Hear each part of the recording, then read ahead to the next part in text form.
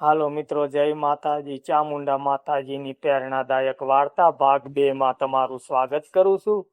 પહેલા ભાગમાં આપણે જોયું કે કેવી રીતે ભક્ત રમેશના જીવનમાં મુશ્કેલીઓ આવી અને તેણે પોતાની કુળદેવી ચામુંડા માતા પર અડંગ વિશ્વાસ રાખ્યો.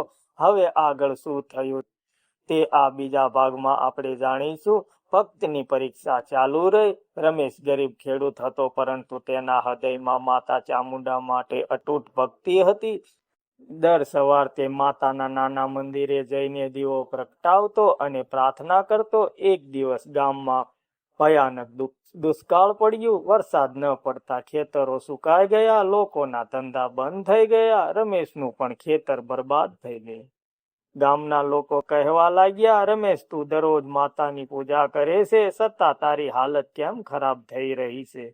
પરંતુ રમેશ હસીને બોલ્યો, માતા ક્યારેક પોતાના ભક્તને છોડતી નથી. આ પણ તેમની પરીક્ષા છે.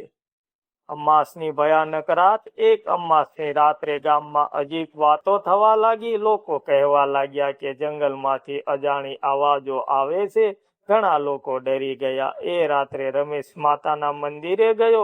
તેણે દીવો પ્રગટાવ્યો અને કહ્યું, હે મારી માં ચામુંડા, આખું ગામ ડરી ગયું છે, તમે જ અમારી રક્ષા કરો. ત્યાં અચાનક તેજ પ્રકાશ ફેલાયો. મંદિરમાં એક દિવ્ય શક્તિ પ્રગટ થઈ. તે હતી સ્વયં ચામુંડા માતા.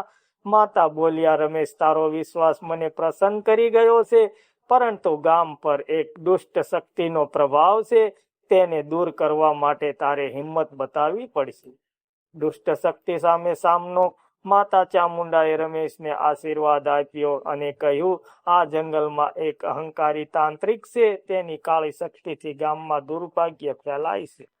રમેશ થોડો ડર્યો, પરંતુ માતાના આશીર્વાદથી હિંમત આવી ગઈ.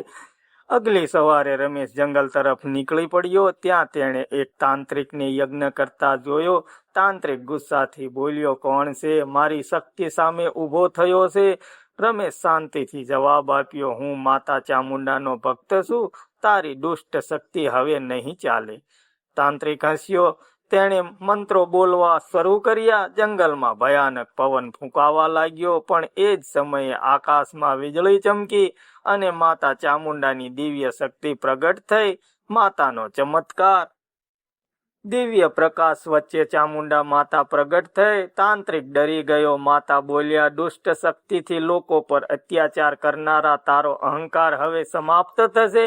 માતા ચામુંડાના ક્રોધથી તાંત્રિકની શક્તિ નાશ પામી ગઈ. તે જમીન પર પડી ગયો અને માફી માંગવા લાગ્યો. માતા બોલ્યા, જો તું સાચે પસ્તાવો કરે છે તો સારા માર્ગ પર ચાલ. તાંત્રિકે પોતાના દુષ્ટ કર્મો છોડવાનો સંકલ્પ કર્યો. ગામમાં ફરી ખુશી. જેમ દુષ્ટ શક્તિનો અંત થયો, થોડા દિવસોમાં વરસાદ શરૂ થયો. ખેતરો હરિયાળા થઈ ગયા. ગામમાં ખુશી પાછી આવી. ગામના લોકો રમેશને પૂછવા લાગ્યા, આ બધું કેવી રીતે થયું? રમેશે નમ્રતાથી કહ્યું, આ બધું મારી માતા ચામુંડાની કૃપા છે. તે દિવસે ગામના લોકો મળીને માતાનું મોટું મંદિર બનાવ્યું અને દર વર્ષે ભવ્ય મેળો રાખવા લાગ્યા. વાર્તાનો સંદેશ. આ કથાથી આપણને 3 મોટી શિખામણ મળે છે. સાચી ભક્તિ હોય તો દેવી દેવતા જરૂર મદદ કરે છે.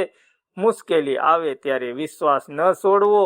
અહંકાર અને દુષ્ટતા અંતે હાર જ જાય છે. ભક્ત રમેશની જેમ જો આપણે પણ માતા ચામુંડા પર અડંગ વિશ્વાસ રાખીએ તો જીવનની મુશ્કેલીઓ પણ દૂર થઈ શકે છે.